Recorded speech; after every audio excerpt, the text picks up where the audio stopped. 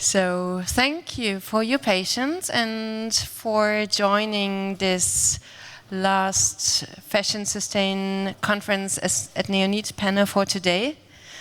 My name is Marte Hentschel. I'm the CEO at Sqetch, which is a B2B online sourcing platform for sustainable textile production that connects brands to manufacturers and suppliers.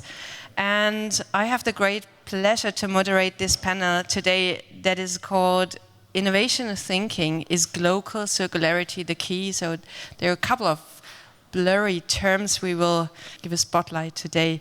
And I'm very delighted and pleased to be accompanied by brilliant minds representing various fields of expertise along the textile supply chain and beyond. Next to me, give a hand to August from Asket. Hi as well to Mikkel from Explorium and Fung group. Next to you is Manuel from Oceansafe, welcome on stage, and Sarah from Chivo, and finally Daniel from Scoop. So before we start with the discussion, we would like to get to know you a bit better. So probably you could very briefly introduce yourself, your organization, and your role in this organization. Would you like to start? So first of all, good afternoon, everyone. Thank you, Neonit, for the invitation to be here with this great panel. So my name is Daniel Pinto. I'm the Director of Strategy for Scoop Portugal. We're a responsible manufacturer based in Portugal. We're in the business for 30 years. We have 100 people, and we are a 8 million euro revenue company. Since when was your company launched? So the company was actually launched by my parents on 1991. Oh, wow. And I took over 1 year ago. Thank you. Yeah. Great. Sarah. Hi, my name is Sarah from Chivo. I'm happy to share some perspectives from Chivo sustainable innovation journey. I work within Chivo, which is a German retailer on consumer goods and coffee for sustainable innovation and new business models, and in particular for Chivo Share, which is our rental service for kids' clothes. Mm-hmm. Thank you. Good afternoon. My name is Manuel Schweizer. I'm from Switzerland. The youngest have a startup, that's me. The startup, the name is Oceansafe. We have the rollout 1 week ago, and we produce only fabrics and yarns to be 100% biodegradable. Sorry for my English. The last years I worked really hard with development of yarns and fabrics, no time for languages. Hi everyone, my name is Mikkel. I work for the Fung group, which is much older. It's more than 100 years old, actually based out of Hong Kong. I think the most relevant business, we have a whole bunch of businesses in the group, but Fung is one of them, which is almost $15 billion a year in revenue in the sourcing business, mainly in apparel and accessories. So a very, very large footprint. One of the largest globally when it comes to sourcing apparel, mainly for US and European markets, sourcing in more than 50 countries around the world. Anyway, 40,000 people in this group. I'm in a very small little team. We have 8 people, and it's the collaboration hub of the group. What we do is essentially look at technology, startups, new ways of doing things that we can bring into the business units of the group. So that's what I spend my time on. Yeah. Thank you. Cool, thanks. My name is August, and my company is about the size of your team, so around 10 people. I'm the co-founder of Asket, which is an online-only menswear brand, direct-to-consumer, and we have the somewhat paradoxical mission of ending the era of fast consumption by essentially having more of us consider our choices better, buy fewer items, and have those items for a much, much longer time. Great, thank you very much. So obviously your all of you have like one foot in innovation and one foot in sustainability. I don't know if you agree, but especially in the German-speaking countries, there's a CSR department if the company is at a certain size, and then there's an R&D or innovation department, and the people in those departments very rarely talk to each other. So there's a lack of, let's say, collaboration culture inside the companies, but also, so what we learned today also, and what I assume personally, is that today, 2020, sustainability is actually the same as innovation. Probably you would agree. So my first question, basically to all of you, is about how and to what extent does sustainability trigger innovation? Is it technology that is available and ready? Is it consumer demand? Is it company culture, company values, CSR strategy? So please refer to your own perspective in your organization. Probably Sarah, we start with you. Okay, I'll give it the first try. Actually, it's quite interesting when I think of sustainability and innovation within Chivo. It's interesting that we started 14 years ago with our sustainability strategy in the sustainability department, but in the beginning it was mainly based on risk reduction and really getting in control of the biggest issues we have in our supply chains. And over the years, and I would say only about 2 or 3 years ago, we really started to understand sustainability more and more as an innovation driver, and also implementing roles such as I have regarding sustainable innovation and allowing new business models such as Chivo Share to evolve. That's quite a recent development. So I would think that sustainability and innovation is coming closer, even in Germany, even in the R&D-driven country, and it's good because in the end, innovation is created by a need that something needs to change, and sustainability has the same need at the end. There's an urgency. We need to change. We need to do something, and in that combination, we can drive change.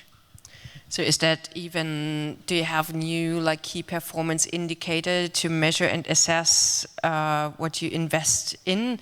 Do you have like sustainability impact measures inside of Chivo? Is that too concrete already? But yeah, well, we have the indicators also for our normal, let's say, traditional sustainable program when it comes to the amount of sustainable material that we have, or to the amount of factories that are involved in certain programs.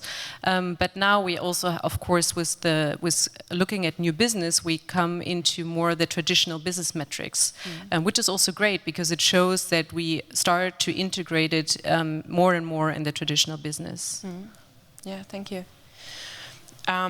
Probably you could refer to that from a manufacturer's, say, back-end perspective. Do you need customers' demand for new solutions, or are you like a pioneer, forerunner to provide certain like sustainable solutions and then find the right customer?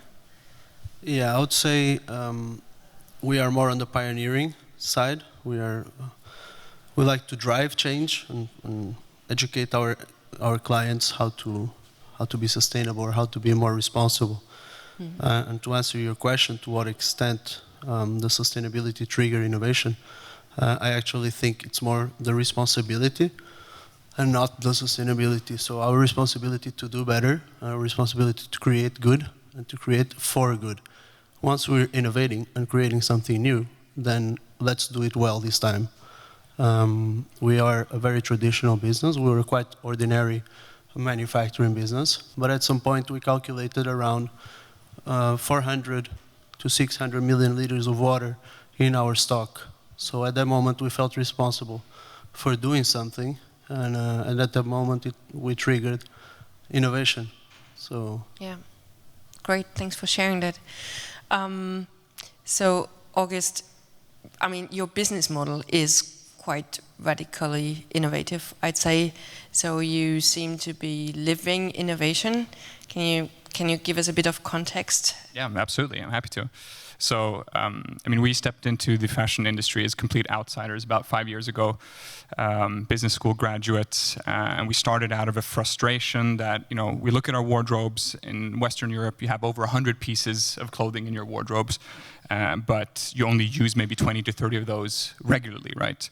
And the rest of the stuff is somehow compromised. We wanted to figure out how we can increase, you know, efficiency in our wardrobe, just owning fewer items, better items, and loving them and caring for them more. And what we realized was that, you know, obviously this is just the tip of the iceberg in the fashion industry, which is an extremely inefficient industry. It is effective in terms of actually being able to churn out hundreds of billions of pieces of clothing at immense cost to the people and planet, but it is so inefficient in terms of the waste, in terms of the money spent, in terms of the frustration and all the pain in the supply chain. So to us, innovation came intrinsically. Actually, it was similar to in your case, Daniel. It was about creating more value. And it was not so much a technological advancement, because the fashion industry, even though there's a lot of innovation and talk about innovation going on right now, is historically an analog mechanic industry. It's most comparable to, you know, agriculture in a sense. But if you look at a pack of milk, it has become actually 50% more expensive during the past 20 years in Sweden. If you look at the equivalent staple in fashion, a pair of Levi's 501, it's become 10% cheaper in the last 20 years. So how is that, you know, how is that possible? Yeah. The realization is that it is due to the extreme effectiveness at great cost of people and planet.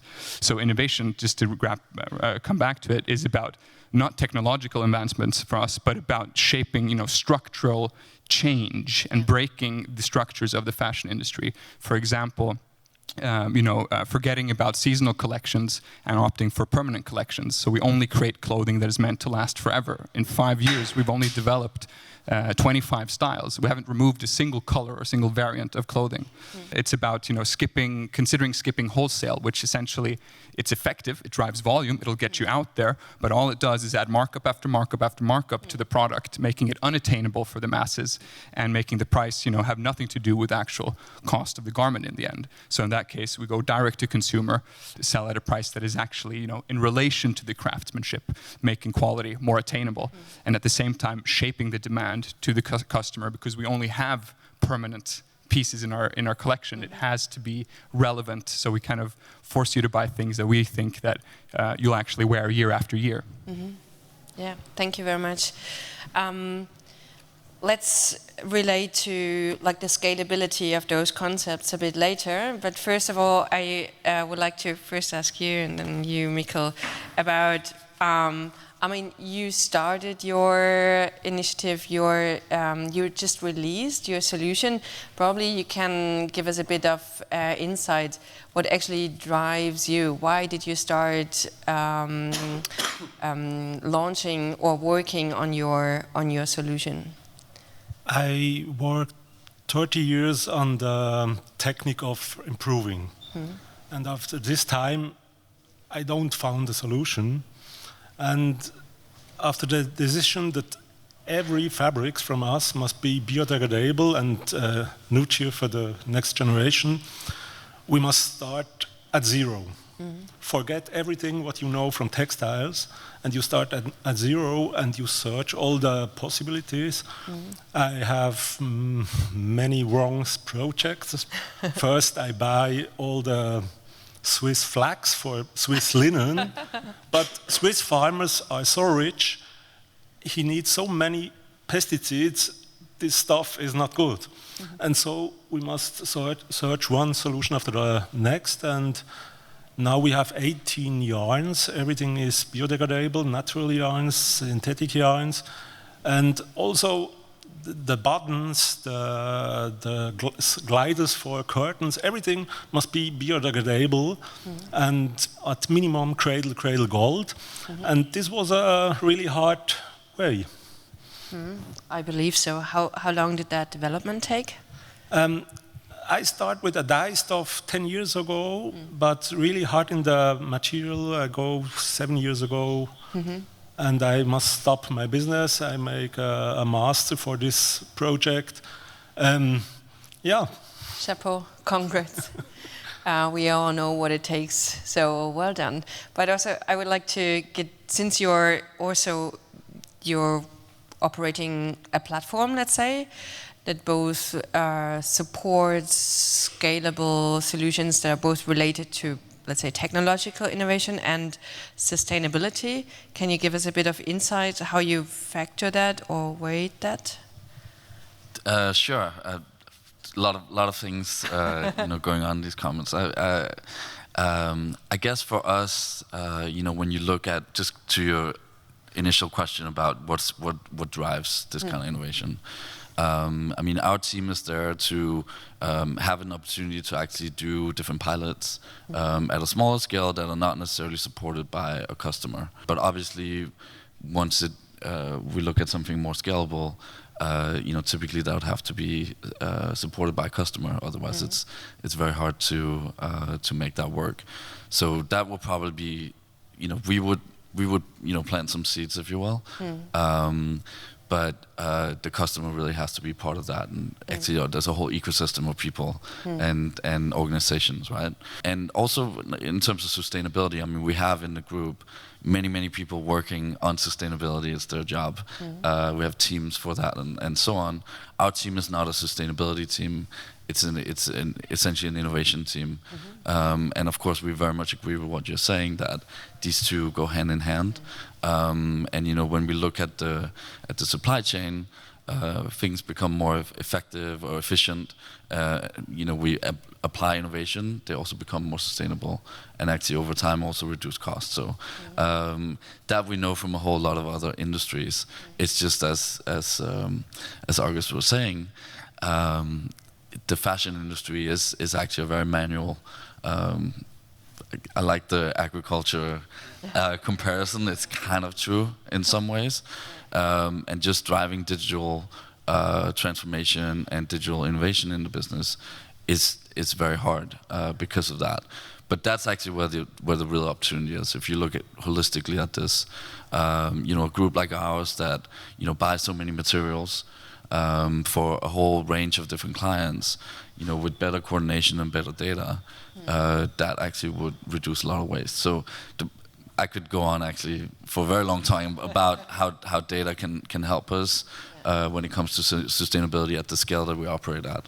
But that's kind of where it's at. So these things are completely intertwined. It's also about being able to, as a consumer or a customer, essentially have access to a calculator that's real, at a scalable level in terms of what is your sustainability impact, what's your environmental impact, which is something that you need scalable global organizations to make happen. Yeah, thanks for sharing that. Since we also talk about circularity, but also we talk about global versus local. I just learned from the recent McKinsey and Business of Fashion report that community-sized businesses are one major will be winners in the next year and decade, so they will be growing.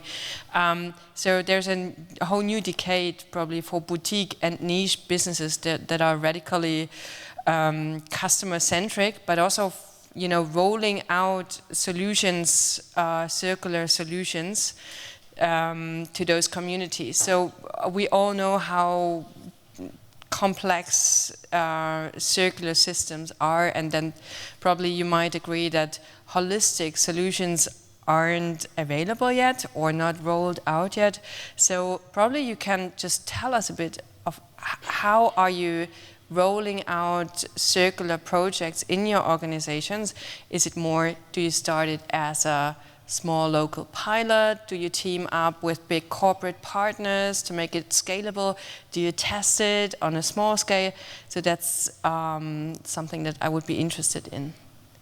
You're looking at me? Yeah, or I'm nodding at you. Yes, I don't know. Yes, you do. So I mean, circularity is obviously it's a very broad word, and I guess we deal with it at the very beginning. So we try to, again, remove the inefficiencies from the very, very start, designing a product that in every aspect has the potential to last as long as possible in terms of material, in terms of construction, in terms of trims, as you talked about, the buttons, the sewing threads, while balancing biodegradability and pure materials to make the post-consumer phase as potential as possible. And that's what we've been working at for the first 4 years, essentially perfecting the core product. But obviously, after 4 years now, our products will eventually start coming to an end in various places in the hands of the consumers around the world. That's a big challenge because we're based in Stockholm. We have customers in 90 countries. We sell online only. We have no physical touch points. How can you become accountable for taking that product back in an efficient way? So what we're doing now is to, after post-purchase behavior, we try to extend the lifetime first. We have a garment care portal with dozens of guides on how to remove stains, repair your product, make the most out of it, which we're filling up constantly and increasing. And at the same time, we're this year actually piloting an investigation into a re-commerce solution. So since we are everyday clothing essentials, rental isn't really appropriate. That's more for occasional wear. So we're looking into how we, with third-party suppliers, actually white labeling suppliers, can establish a take-back program that can then analyze the garments, resell them, worst case, recycle them appropriately. And then we have the fundament for that already from the beginning because the product is pure, it's biodegradable. So we're trying to pilot that this year and taking it step by step, but really starting at the fundament, which is creating a zero-compromise garment that is actually worthwhile extending the lifetime of and worthwhile recycling. Thanks for that. Sarah is nodding at me as well. I guess nodding is a sign here. Exactly. Yeah. So I really liked your 3 points that you made, because we also think in circularity, we think in these 3 phases. So first, kind of how we produce the product, how we use it, and then how we can take it back and recycle it. And actually, when it comes to new innovative solution, it really depends on what you talk about and how you can start. So when it comes to how we started with recycled materials, for example, we of course started first with a few products to learn to also reduce the insecurities when it comes to the technical feasibility, but also the financial feasibility, of course. And then from the learnings, scaled it up and started to roll it out. For the use phase, we implemented Chivo Share, the rental, where we actually cooperated with a startup, so similar as what you said, to really kind of learn by outsourcing some of the processes, because as a big corporation, it's quite complex to integrate everything when you don't know what comes out in the end. So we decided to outsource the fulfillment processes and work together with a startup in order to get a higher speed to market. For the third part, for the take back, it's really a very local issue. As you said, the consumers, they don't want to send their products from that they bought in, I don't know, in Germany to Sweden, for example, but they want a solution right in front of their house. So you need local partnerships, basically. So where we started in Germany, a partnership with Verwertung, which is a non-profit association for taking back clothing. So it really depends, basically, on the kind of innovation, on the kind of development that you want to fulfill. But did you start your circular service like in some test areas or test shops? Or did you roll it out and then measure the customer feedback? Yeah, so we started online only, also in order to get first customer feedback, and also to learn what kind of products make sense, what are relevant for the customer, what also are viable from a sustainability aspect, so which can last actually long in a rental business, but also of course from a business perspective. So yeah, we started online to really start with you call it minimal viable product, so with the smallest thing you can start with, basically, in order to just get on the road. Yeah. All right. Thank you. You're not nodding on me. Yeah, but I guess, of course, you're a family-run business, which is really a source of inspiration for me in my daily practice, I need to say. But of course, and you also directly see your impact to the community, your surrounding community. Can you share some experience from your side? Yeah, so actually my experience is on what is circularity for us is very different from what is actually for retailers or brands, because I don't deal with the end consumer. For me, circularity has to do with valuing waste. All right, so instead of sending my waste to the landfill, what am I going to do with it? How am I going to reintroduce it in the loop? And on the second stage, it's my client's waste. So I'm providing a solution for big brands, worldwide known brands, to give me their waste so that I do something with it and I resell it back to them. So that's what actually circularity is for us. And because being a family-owned business, originally from the countryside of Portugal, I look at my grandmother, she was the most sustainable person ever, the most circular person ever. Everything, every waste, every clothes was circular. It was, the lifetime was 10 years, 20 years, passing from sun to sun to sun, or the waste reintroduced in the garden for compostable. And we took all those examples. So we created a biological garden for our employees, where we use all the waste that comes from the canteen is used as compost. We partnered up with ONGs, local ONGs that take our scraps from production, make their own pieces, and then resell it. On a bigger scale, we partnered up with Tommy Hilfiger from the PVH Corporation, where we designed a total circular process for them at our own investment, our own risk. Wow. It was a big fight, as Manuel was saying. This is not only achievements, we have a lot of failures on the process and on the way, but we managed to do it after 3 years of knocking on their door. And now we have a major worldwide known brand using a circularity process designed by a factory with 50 people in Portugal, which leaves us extremely proud. So I guess that's our example. Yeah, that's a great example. Also that you're so brave, that you're investing, taking a high risk and investing in that. Yeah, because, sorry to interrupt you, because for us the biggest challenge on achieving this is getting my client to partner up with me. If they don't partner up with me, then my impact is only local. It will never be. Yeah, someone has to take the first step and be the forerunner.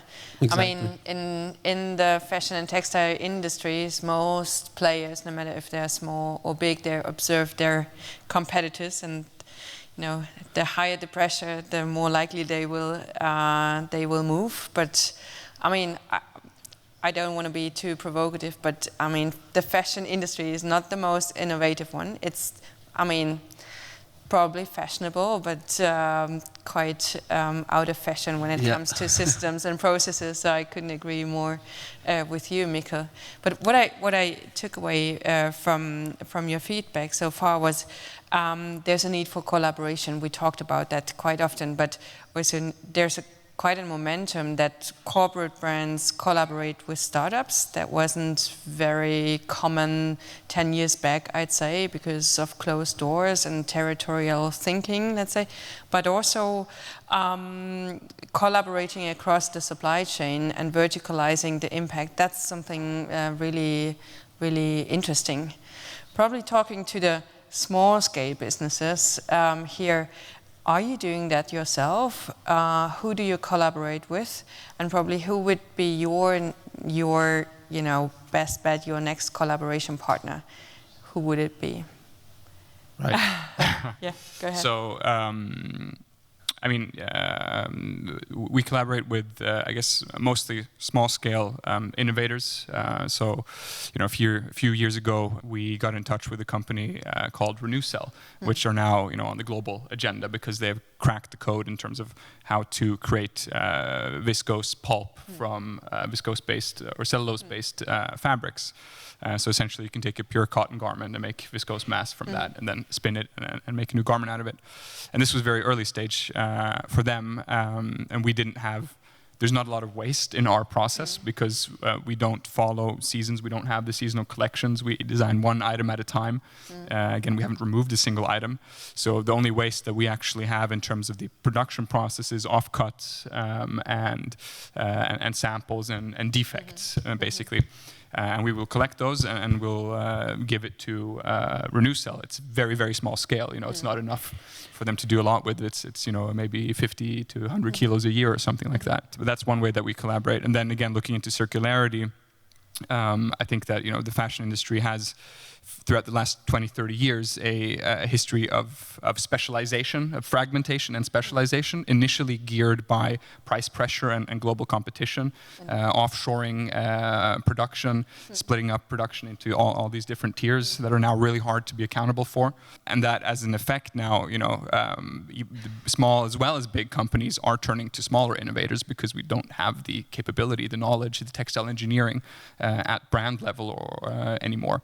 So I think that mostly collaboration will be specialized companies providing services and solutions within individual tiers, within dyeing, within spinning, within recycling, within re-commerce take-back programs. Yeah, but would you need like hubs, labs, accelerators, incubators for that, or you just do that together?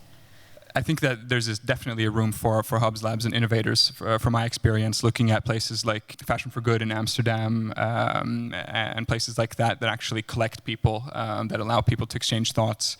That's from what I've seen. That's definitely an enabling function that is necessary. Okay, thanks. So, Manuel, So talking about collaboration, are you based on collaboration, and who would be your next best partner you're looking for? It is a big change management because the first thing is circular economy is a new software. That's the base. We buy every product back. This is easy to say, but do it in a company. It's not so easy. Yeah. My guys, my CFO make claps with the hand. And so you need at all levels new partners. And to find this solution, for us, it's really important that we make a startup. For me, it's not possible to make this project in the old company because the old company is thinking linear, and so it's never possible to bring a circular economy idea in this company. And by old company, you mean traditionally working company or big size company? Is it just related to size? This is also, I have a company with 20 employees. I make traditional fabrics. In the moment, just the last year, we have the money from this company, and now I hope we can change in the next So you would rather look for like small, innovative partners to team up with, partners, customers, clients, whatsoever. So you don't need big partners to collaborate with to scale because they're probably not flexible enough, or they're not bringing in the right company culture. All at the start, big chemical industry helped me. But when I have my master batch for make it the scaling for the production, the big companies are not here. So you must make a change from all these steps. We work with big companies, then with small companies. Also with I work 4 or 5 projects with universities, and so it is really a funny project. I guess.